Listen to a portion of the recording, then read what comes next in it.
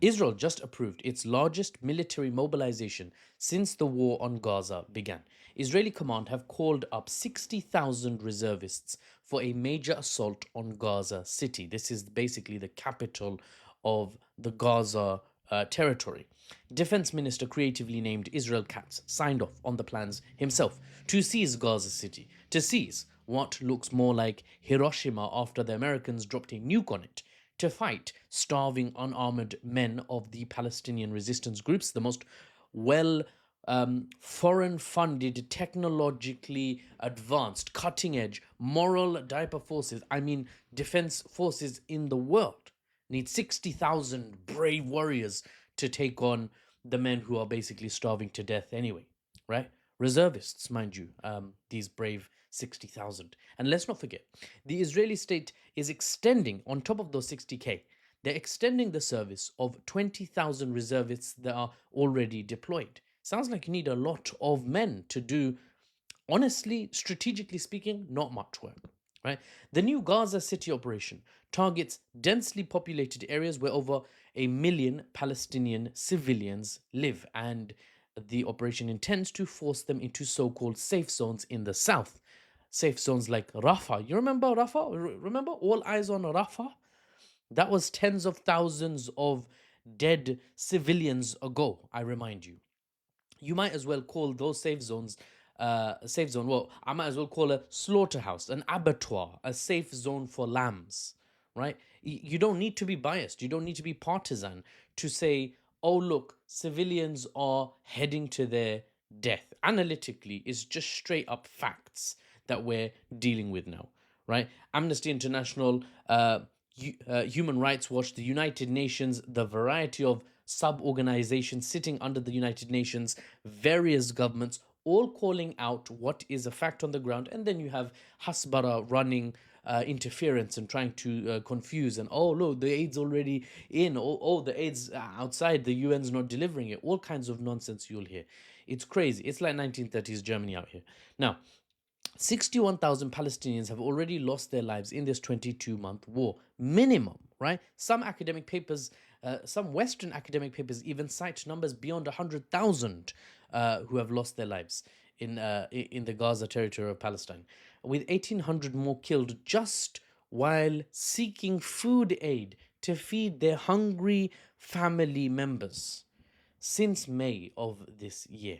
Just in these last few months, 1,800 people killed while waiting for food aid. Right? Just check that framing compared to the framing of October of 2023. Oh, can you believe that these people did this to these kibbutzes or kibbutzim or whatever, however you call it? Anyway, right? 90% of Gaza's population has been displaced multiple times, and now Israel plans to take full control of Gaza City. Not that they haven't been trying so far, but now they're announcing we're going to try harder, I guess. Okay, good job. Now, maybe the elite forces of the IDF can somehow manage, now that everyone they fight are literally starving to death. It's not even exaggeration. Maybe they can now manage to displace the resistance forces and take the city, right?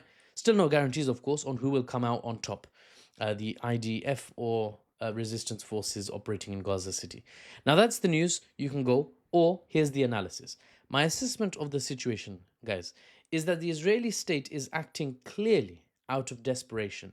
Things are simply not going their way. Their attack on Gaza and their attack on Iran earlier this year in June both yielded a net loss for the Israeli state. That much is clear as day to any of us who are analysts. Think of this.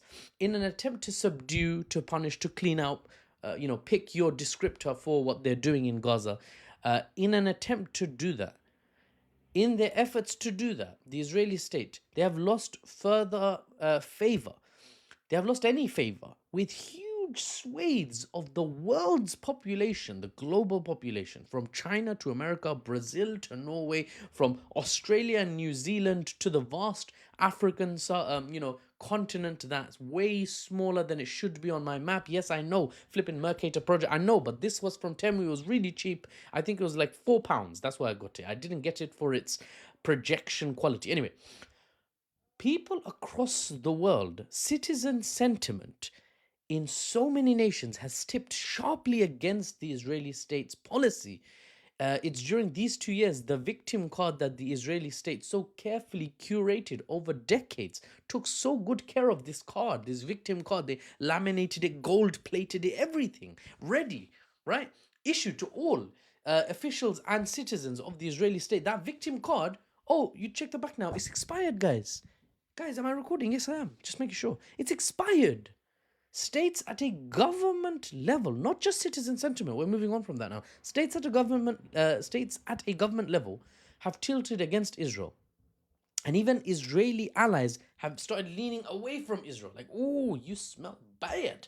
Whew. Like, it's crazy, right? In terms of the diplomatic positioning of the Israeli state in these last 2 years, oh my God, it's unprecedented. It's the biggest diplomatic shift in the Israeli state, or the biggest diplomatic shift the Israeli state has had to face on the world stage in its entire, albeit short, history as a modern nation state.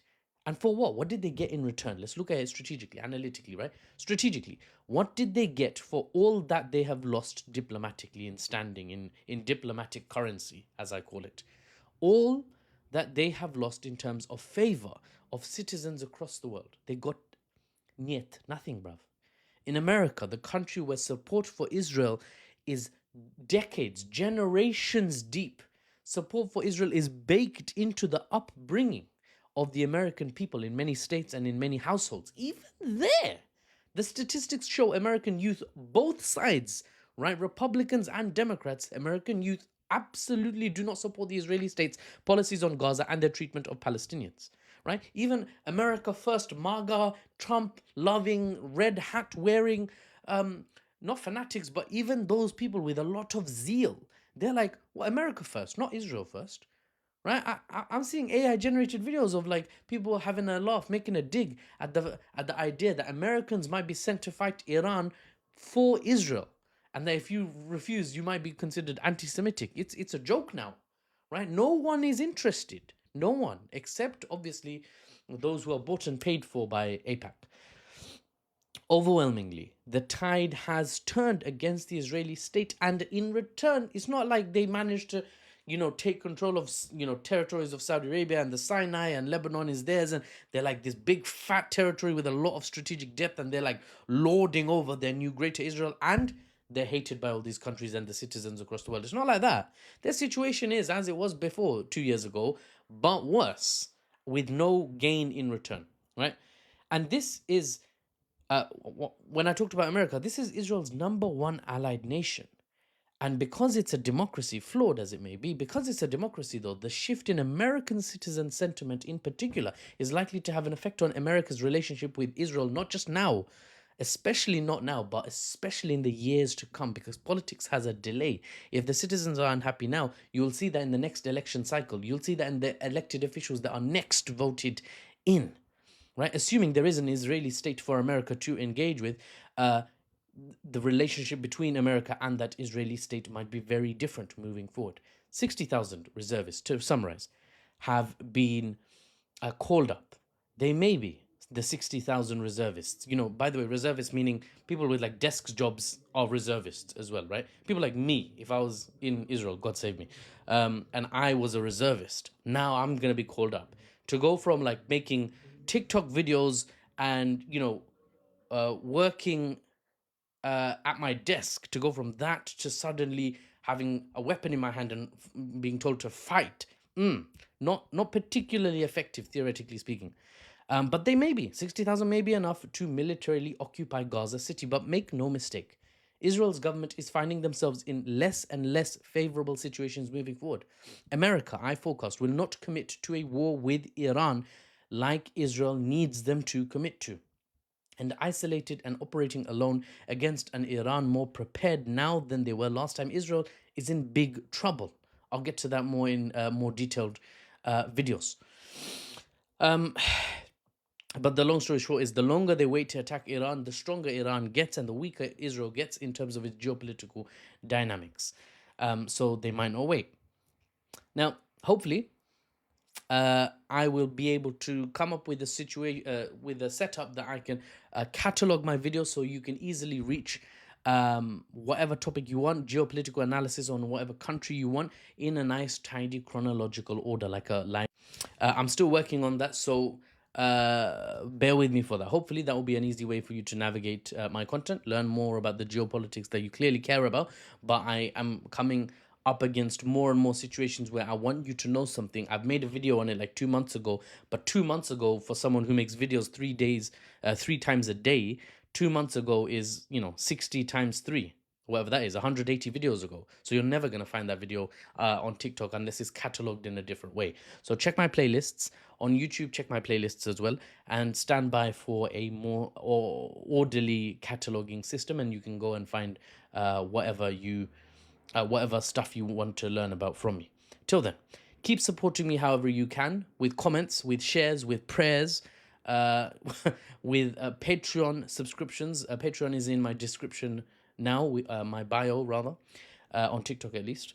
Keep learning and keep teaching others, because the world is changing and we need to educate ourselves and educate our children and our families and our friends, so that together we can build a better world. But to build a better world, one must understand how it currently works. And that's why I'm here analyzing for days. For the unbiased news and analysis without the Western spin, I'm Mahfuz. And I'll see you on the next one. Amazing.